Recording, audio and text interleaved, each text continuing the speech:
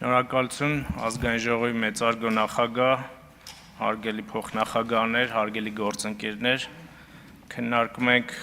Արամ Վարդևանյանի թեկնածությունը ազգային ժողովի փոխնախագահի պաշտոնի համար։ Նախ ուզում եմ հայրենակիցներին դիմել անընդհատ մեկնաբանություններ եմ տեսնում, որ անցած 5-6 օրերին, երբ որ այստեղ քննարկումներ էին, կոնկրետ թեմաներ չեն քննարկվում, օրենքներ չեն բերում, ուզում եմ հիշեցնել, որ հիմա այս պահին օրենքներ չեն քննարկվում, տեղի ունենում փոխնախագահների ընտրություն եւ ըստ էության քաղաքական ուժերը եւ պատգամավորները, այդ թվում նաեւ ազգային ժողով եկած նոր պատգամավորները դիրքավորում են եւ իրենց, այսպես ասած, կարողություններն ու հմտություններն են ցուցաբերում։ Կարծում եմ, որ արդեն հանձնաժողովների քննարկումների ժամանակ կոնկրետություն կլինի եւ բայց մի բան ուզում եմ արձանագրել, որ գոնե անցած 1 շաբաթը բովանդակությամբ ձևով 1 աստիճան, նույնիսկ 2 աստիճան բարձր էր 8-րդ գումարման քննարկումների մակարդակից եւ սա կարծում եմ այս փուլի համար գոհացուցիչ էր։ Ուզում եմ անդրադառնալ պարոն Վարդևանյանին։ Պարոն Վարդևանյան, հիշում եք, որ կար եւ հիմա էլ կա ինչ որտեղ երբ հաղորդումը, երբ որ հարց էին տալիս եւ հաղորդավարը ասում էր հիմա հարցին կպատասխանի այսինչը, նախագահողը վստահաբար կարող էր գրեթե բոլոր ձեզ ուղղված հարցերի դեպքում ասել, որ հարցին չի պատասխանի Արամ Վարդևանյանը, որովհետեւ շատ հարցերի, ընդ որում ուղիղ հարցերի, այստեղից պատասխաններ չհնչեցին, գուցե նաև այդ դիրքավորման պատճառով է եւ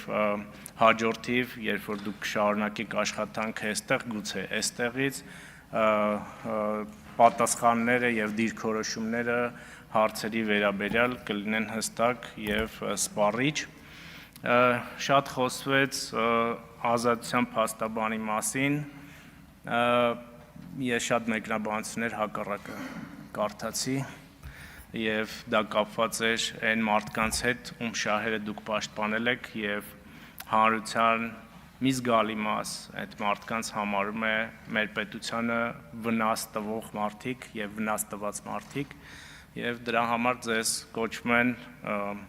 advocat դիավոլը կամ սատանայի փաստաբան, ինչը պատահական չի։ Դա կարող է ձեր եւ վստահ եմ ձեր մասնագիտական կարողությունների հետ կապված չի, բայց կապված է այն մարդկանց հետ, ում հետ դուք առնչություն ունեք։ Եվ դա ամենևին էլ պատահական չէ, որովհետեւ դուք շատ ուղիղ առնչություն եք ունեցել, ոչ միայն պաշտպանելով այդ մարդկանց, այլ նաեւ իրենց հետ գործընկեր լինելով։ Ես ձեզ հարց եմ տալիս, ասում եմ Նայերի ինշուրանսի հետ ինչ առնչություն եք ունեցել, Քոչարյան ընտանիքի հետ ինչ առնչություն եք ունեցել, դուք ինձ ասում եք կենտրոնական բանկն է հաստատել իմ թեկնածությունը։ Այս այն հարցին չի պատասխանելու տրամաբանության մեջ է, էլի ասում եմ, իսկ կենտրոնական բանկին ով է ձեզ առաջադրել, ասում եք Վահագն Խաչատրյանը։ Հիմա այստեղ նստած եւ հանրությունը տենց ասացիք Վահագն Խաչատրյանը գնաց, բայց Վահագն Խաչատրյանը Քոչարյանների ընտանիքի գործընկերն է Նայերի ինշուրանսում, որտեղ երկուսն էլ փայ ունեն։ Ըստ էության դուք այդ ընտանիքների հետ ուղիղ առնչություն ունեք եւ կարծեմ Իշխան Սաղաթելյանը Հայաստան Դաշինքից եկել էր ստեղ ասում էր այդ ինչ է կնգել Արամ Վարդևանյանի հետևից, ասում եք ճամբարափոխել, չէ, չենք ասում ճամբարափոխել, ասում ենք որ դուք նույն կուսակցության մի մաս եք, այնպես ինչպես նախընտրական փուլում էինք ասում, այնպես էլ հիմա ենք ասում, որ դուք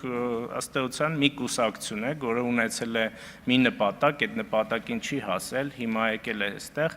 բայց լավ է, որ մենք ավելի կոնստրուկտիվ եւ նորմալ տրամաբանությամբ ենք գնում եւ չի կրկնվում նախորդ ընդդիմությունների տրամաբանությունը եւ ինչը հույս է ներշնչում, որ իշխանության մաս կազմող ընդդիմությունը ավելի դասական ձևով կգնա եւ կուժեղացնի պետությունը։ Հա մի նախադասություն էլ ասեցիք, ինձ շատ զարմացրեց։ Ասեցիք, գիտեք, ես ուզելով եմ այստեղ եկել կամ այստեղ նստած շատ շատերը, Պարոն Վարդևանյան, չուզելով եթե միտեղ են գնում եւ աշխատում են այդտեղ, դա վնասակար է առողջությանը։ Եթե դուք կամ գործընկերները չուզելով են եկել, թող գան մարդիկ, ովքեր ուզում են աշխատել, որովհետեւ լուրջ եմ ասում, դա վնասակար է առողջությանը եւ վնասակար է տրամաբանությանը, որի մասին այս օրերին խոսել եմ։ Դուք խոսում եք մի քանի անգամ հիշատակեցիք մնացական Մարտիրոսյանից, ես դատավորին չեմ ուզում քննարկել, բայց այնպիսի տպավորություն է, որ դուք այն նախորդ փուլի հետ որևէ առնչություն չեք ունեցել, ես մնացական Մարտիրոսյանը ձեր պաշտպանյալների, ձեր եղած իշխանության մեջ ժամանակվա դատավոր է էլի, եւ այս համար զարմանալի է, եթե այն ժամանակ դուք այս դատավորի դեմ ինչ որ բողոք արտահայտած լինեիք կամ ձեր ղեկավար Կարեն Կարապետյանին կամ նախագահ պաշտոն զբաղեցրած Սերժ Սարգսյանին ասեիք կամ առաջարկեիք այս մարդուն հանել, էլի միտեղ հասկանալի կլիներ մնացական Մարտիրոսյանի վրա ձեր հղումը, բայց կարծում եմ, որ պետք չի խոսել, որովհետև տարբեր բաներ կարելի է հիշել ձեր նախորդ կյանքից, կենսագրությունից մինչև 18 թվականը եւ օրինակներ բերել։ Ես կարծում եմ, որ այն տրամաբանության, որը գնում է, մենք պետք է համագործակցաբար գնանք եւ ես այնուամենայնիվ ուզում եմ հաջողություն մաղթել ձեզ ընտրության կամ չընտրության դեպքում։ Կարծում եմ, որ կարող եք դուք կարևոր դերակատարում ստանձնել իշխանության այս դահլիճում գտնվող ընդդիմության եւ իշխանության միջև համագործակցության համար։ Հիմա ես քանի ժամանակ ունեմ մի շարք ելույթների էլ կանրադառնամ, մասնավորապես Գեգամ Մանուկյանի ելույթին, մի դրվագին, այստեղ շատ տարբեր բաների մասին խոսվեց, բայց անես տպավորությունն է, որ այս մարդիկ տենց առանց այս մազոխիզմի, այս սադիզմի բան չունեն, էլի, հնարավորություն չունեն, ճակերտավոր եմ ասում, որովհետև ինչ է ասում, գալիս է խոսում է այստեղ պարոն Մանուկյանը Հայաստանի եւ Ադրբեջանի հարաբերությունների մասին, երկու ժողովուրդների հարաբերությունների մասին եւ տենց օրինակներ է բերում, ասում է ցույց տալու համար, որ Հայաստանի ու Ադրբեջանի միջև հաշտություն հնարավոր չի։ Ասում է, երբ որ Արարատ նեֆտի խաղն էր, այդտեղ էլ կար հակամարտություն։ Երբ որ Ղարաբաղում ինչ որ մի ադրբեջանցի հայ երեխա է սպանում, այդտեղ էլ կար լարվածություն։ Ու սենց օրինակներ է բերում ու ուզում է անընդհատ ապացուցել, որ հնարավոր չի հաշտություն։ Եվ այս մարդիկ շատ երկար տարիներ ղեկավարել են մեր կրթական համակարգը։ Եվ իրենք անընդհատ փորձել են մեր երեխաներին, սովորողներին այս տրամաբանությունը մատուցել եւ շատ լավ է, որ այս տրամաբանությունը այլևս դուրս է մեր հանրակրթությունից եւ տեղ չի ունենա այս մազոխիզմի այս դրսևորումները նաեւ մեր երիտասարդ սերնդի մոտ։ Մի բան էլ է ասում։ Օգոստոսի 8-ին հայտնի դատավարություններ է իջմիացնում եւ ասում է օրինակ է բերում, ասում է այս կերպ KGB-ն խորեն վեհափառին խեղտամահ արել դու եւ դուք այդ նույն տրամաբանությամբ եք գործում, որ KGB-ն, որի հավաքագրված գործակալ է Եզրաս Սրբազանը, հա, այդ KGB-ի մասին է խոսքը, բայց եթե այդ KGB-ն էր եւ ես համոզված եմ, որ այդ KGB-ն է եղել խեղտամահ անողը, ինչի են ձեր որոշ եկեղեցականներ հավաքագրվում եւ նրանք համաձայնվում էին հավաքագրվել այնտեղ։ Ես կարծում եմ, որ երբ որ ելույթներ ենք ունենում եւ այսպիսի օրինակներ ենք բերում, մի քիչ պետք է այտենց դաշտը ավելի լավ նայենք եւ տրամաբանություն պահենք մեր ելույթներին, շնորհակալություն։ Ես ուզում եմ խոսել մի քանի թեմաներին, որ այստեղ հնչեցվել է մեր գործընկերների կողմից, բայց մի փոքր խնդրանք ասեմ, թե առաջարկ ասեմ, հարգելի գործընկերներ, երբ խոսեք պարոն Կարապետյանի բարեգործություններից, խնդրում եմ մի փոքր ուշադիր եղեք, շատ լավ է, որ դեզայնից մի փոքր ավելի փորձառու գուցե գործընկերը ուղում արեց, որովհետև հասկանալի պատճառներով ձեր առաջնորդը նաև այլ բիզնես գործունեություն տեսակներ ունի եւ այն հայտարարությունները, որոնք որ դուք անում եք, կարող է իսկապես վնասել եւ ինչու ոչ նաև որոշակի սեփականության կորուստ ունենալ կամ սանկցիաների տակ լինել։ Այս հարցին մենք մի 5 տարի բախվել ենք, օրինակ մի հատ էլի անուններ չտամ, հիմնադրամ կար, որտեղ փոխանցում էր գումարներ, մեր ընդդիմադիրներն ասում են, ինչի այդ գումարները փոխանցվում կառավարությանը, հենց նաև այդ պատճառներով։ Ես հարց ուղեցի պարոն Վարդևանյանին աշխատավարձերի հետ կապված, ու իր պատասխանից ինձ էլ ավելի հարցեր առաջացրեց։ Օրինակ ասվեց, որ բոլորս կստանանք աշխատավարձ, բացի պարոն Կարապետյանից, Նարեկ Կարապետյանից։ Հիմա հարց է առաջանում, բա այդ դեպքում իշխանության գալու դեպքում այդ ինչ քաղաքական, տնտեսական առավելություններ պետք է ունենար Սամվել Կարապետյանը, որ այդ դեպքում պատրաստ էիք 1 դրամով աշխատել, իսկ հիմա որ օրինակ իշխանություն չեք ստանձնել, ասում եք, չէ, աշխատավարձ կստանանք։ Ես ուզում եմ սա հասկանամ, էլի, այսինքն ո՞րն է այդ խնդիրը, կամ ասում եք աշխատավարձը կստանանք, այն հավելավճարները չենք կստանա, ու մի հետաքրքիր բան եք ասում եք, իսկ թե դա ոնց կբաշխենք, դա ոնց ձևակերպեցիք, չափազանց հրապարակային կլինի, այսինքն իմ մոտ տպարությունն է, որ ամեն ամսվա 1-ին կամ 2-ին տենց կոմբայն ստուդիո լինելու, էդ էլ եմ խորհուրդ տալիս, մի արեք, որովհետև ես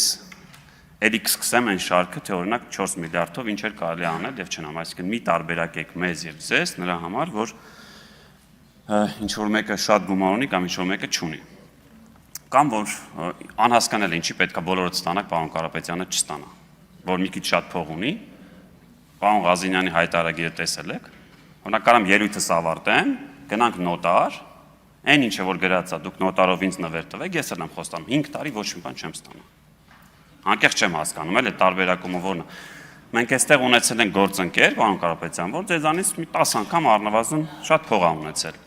Ոչ մեկ չի իմացել մեր խմբակցությունից, թե այդ մարդը այդ իր հավելավճարը կամ աշխատավարձը ինչ է արել։ Նախ չի իմացել նաև դրա համար, այդ մարդը ոնց որ հարգանք է դրսել, որ իր գործընկերի նկատմամբ։ Ես տեսել եմ, որտեղ մի անգամ լսել եմ, թե ինչպես է իր օգնականին ուղիղ հրահանգում, ասում է որևէ տեղ չասես, թե ես ինչ եմ անում, եթե ուղիղ որևէ լրատվական չհարցնի, որովհետև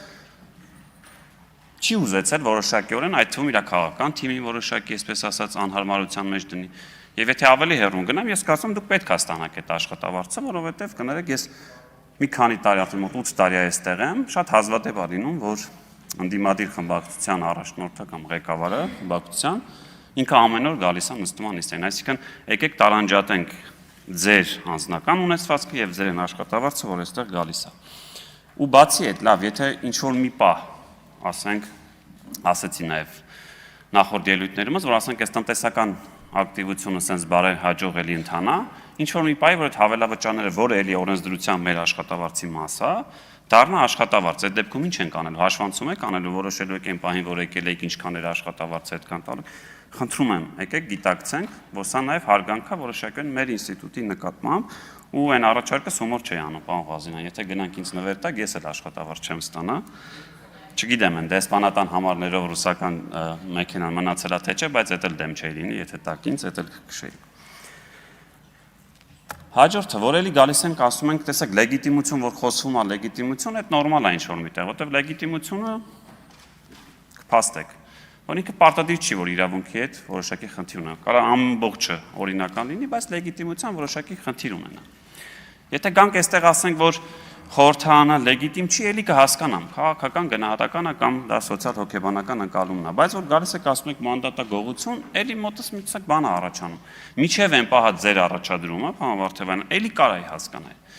Բայց հիմա որ դուք առաջադրվել եք, մի տեսակ պարոն Թունյանը կարծեմ այն հայտնի ֆիլմից մեջ դրվագ դրեց, էլի այդ ֆիլմի տպավորությունն է մոտս, այսինքն ով է գողացել այդ մանդատն, Ժողովուրդ ջան։ Այդ տրամաբանությամբ, հա, ստացվում է, որ Վահագն Հովակիմյանը բռնել է, Սահմանադրական դատանը մորթել է, կերել են Հայաստան դաշինքը, ուժեղ Հայաստանը եւ քաղաքացիական պայմանը։ Ձեր ընտրության դեպքում էլ հաշիվն էլ դուք եք փակելու։ Այնպես որ եկեք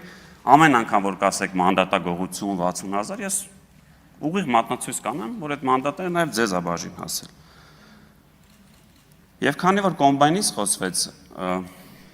Անդրանիկ Գևորգյան, հա, պարոն Գևորգյան, բարեգործությունը արգելված չի։ Հիմա էլ ինչ որ մեկը որ օրինակ որևէ քաղաքական ուժի հետ կապ չունի, կամ ունի, բայց չի մասնակցելու ընտրության, ինքը կարա կոմբայն նվիրի։ Հենց օրենսդիրը դա է դրել, այսինքն եթե դու այդ կոմբայնը տալիս ես ոչ թե նրա համար, որ հետագայում որոշակի քաղաքական, ընտրական առավելություն ունենաս որևէ մեկի նկատմամբ, այդտեղ արգելք կա դրած, ասում դու չես կարող անել։ Որ պահին, որ ուժեղ Հայաստան կուսակցությունը հայտարարի, որ ձեր նշած համայնքներում ինքը չի մասնակցելու ընտրության, դուք հենց այս պահին, որ ասում եք հրապարակում կանգնած այդ կոմբայնները, կարող եք տանել եւ նվիրել։ Որևէ արգելք չկա։ Եկեք հայտարարեք, որ չեք մասնակցելու, գնացեք նվիրեք։ Դա նաև արված է նրա համար, որ կարող է այդ համայնքներում ինչ որ մեկը ինձանից, ձեզանից, մեր կուսակցությունից շատ ավելի լավ ծրագիր ունի, բայց չունի այդ փողը, որ օրինակ կոմբայն նվիրի եւ գնա ընտրողների մոտ մրցի իր քաղաքական, գաղափարական տեսանկյունից։ Նորից եմ ասում, որ պահին, որ հայտարարեք դուք չեք մասնակցում, կարող եք շարունակել անել այդ բարեգործությունը։ Եվ պարոն Վարդևանյան, դուք ձեզ ուղված հարցին, որ ասում եք, ես այս կանեմ, այն կանեմ, ճիշտ ասած, ես արժեքանունական սահմանադրական օրենքում չգտա գեթ 1 բան, որ դուք կարող եք անել, որը նախագահի կողմից հանձնարարված չի ձեզ։ Այսինքն ազգային ժողովի նախագահի տեղակալ եք ընտրվում իմ պատկերացմամբ եւ ինչպես արժեքանունակարգում ագրված կատարելու պարոն Ռուբինյանի հանձնարարականները։ Եվ մի քանի օր առաջ ինձ լրագրողները հարցրեցին, դուք կընտրեք թե չէ, ասեցի ճիշտ ասած, տեսեք որտեղից ուր ենք հասել։ Այսինքն մի քաղաքական ուժ, որ կարծում է, որ մենք եկել ենք իրագործենք այն ապոկալիպտիկ ծրագիրը, եկել եք կանխելու հերիք չի, մի հատ էլ առաջադրում եք տեխնացու, որպեսզի կատարեք այդ իշխանության հանձնարարականները։ Ես ամեն դեպքում հաջողություն եմ ձեզ մաղթում եւ կարծում եմ ընտրվելու դեպքում դուք չեք անի այնպիսի գործողություններ, որոնք կնշանակի, որ դուք չեք կատարել պարոն Ռուբինյանի հանձնարարականները եւ մենք ստիպված չենք լինի այդ հիմքով ձեզ հեռացնել այդ պաշտոնից։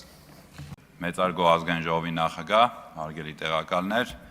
սիրելի պատգամավորներ, հարգելի պատգամավորներ, այսօր քննարկում ենք պարոն Վարդևանյանի ազգային ժողովի նախագահի տեղակալի ընտրության, տեխնացիան ընտրության հարցը, եւ ես պետք է նշեմ, որ պարոն Վարդևանյան դուք շատ համոզիչ կերպով փորձեցիք մեծ ինտուզիազմով պատասխանել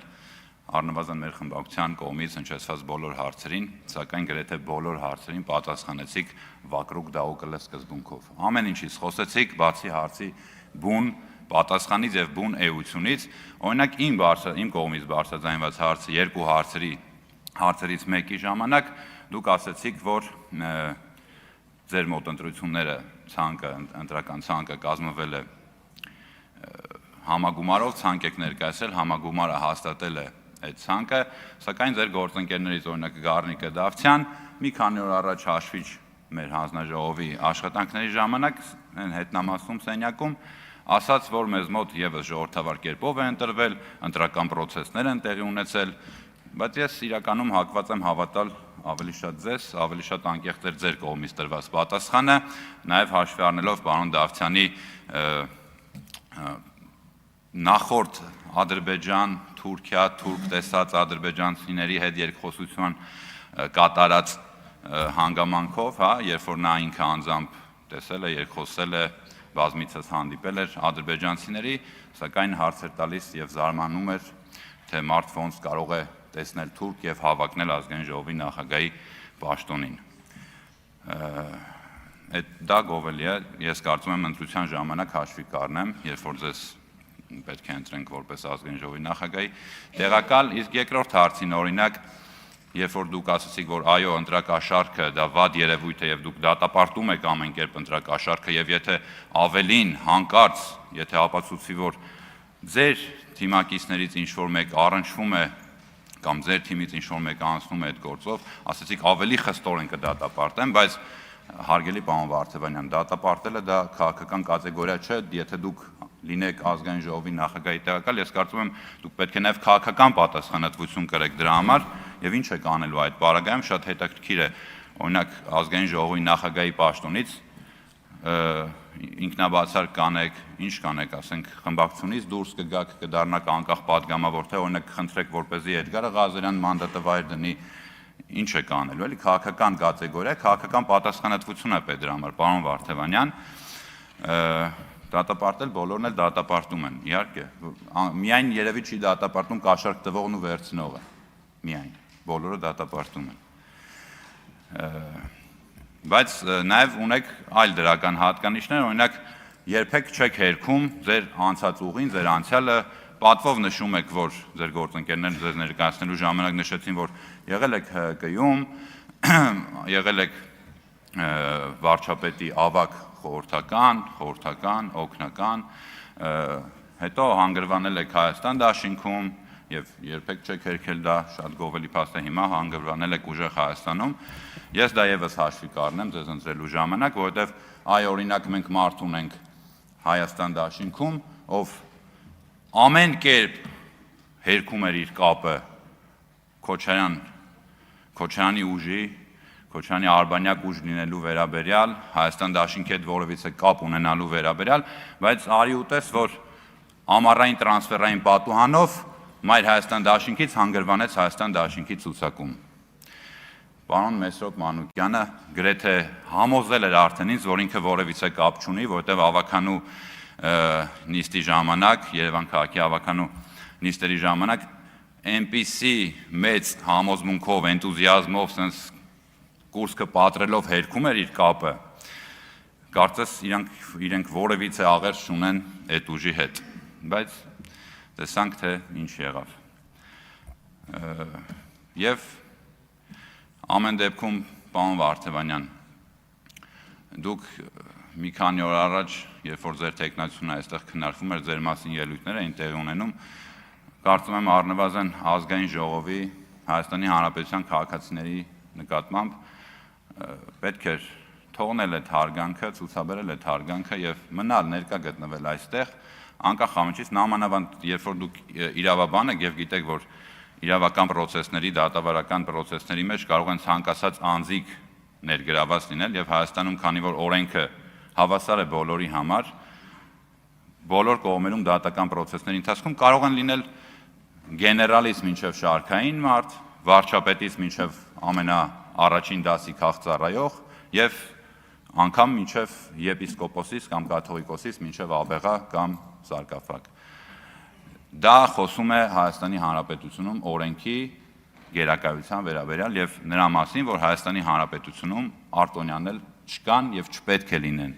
Եվ դուք որպես իրավաբան պետք է կարծում եմ միայն ողջունեք ձեր տեսանկյունից դատավարական կամ նախաքննական մարմինների աշխատանքները, ովքեր որ աշխատում են չնայելով մարդուն պաշտոնով, դիրքով, գումարով, փողով եւ նմանատիպ չափելի միավորներով։ Շնորհակալություն։